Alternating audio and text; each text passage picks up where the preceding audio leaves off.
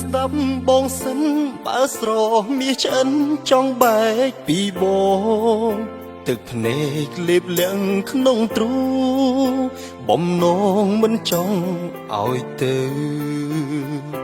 តែហាមមិនដេចបានហាមបានតែប្រានទេទៅមិនអាចខត់ចិត្តឲ្យនៅអូនទៅព្រោះអស់និស្ស័យបើអូនស្ទាក់ស្ទើរបងខំចិត្តធ្វើដំណើរចាក់ចេញទៅហើយគុំវើមកវិញចាក់ចេញគុំនៅអាឡ័យមនុស្សដូចជាបងបើស្មងស្មោះលូថ្ងៃស្អី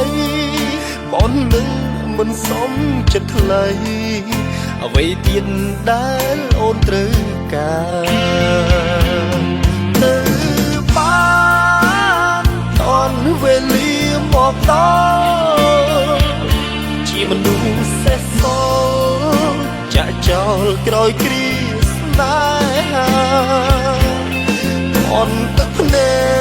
កពុំតន់ស្រក់ពីនេត្រា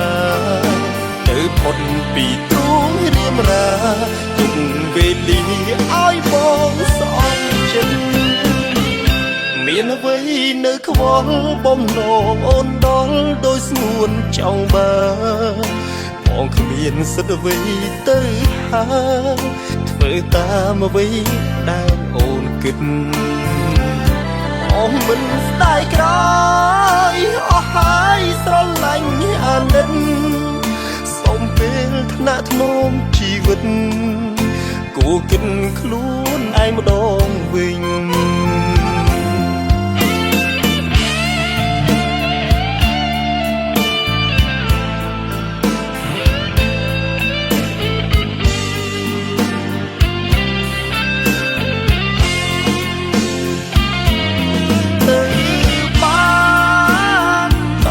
វេលាមកដល់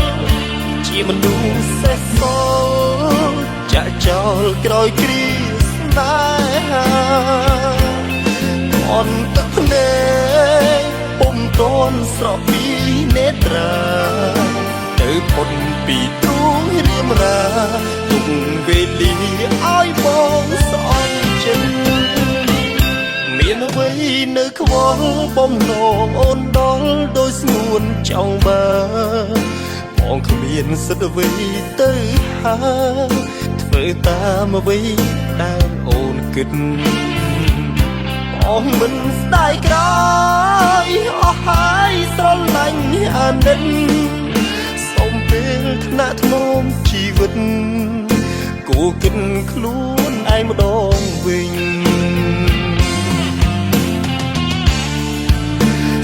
ពេលថ្នាក់ថ្នមជីវិតគួរគិតខ្លួនឯងម្ដងវិញ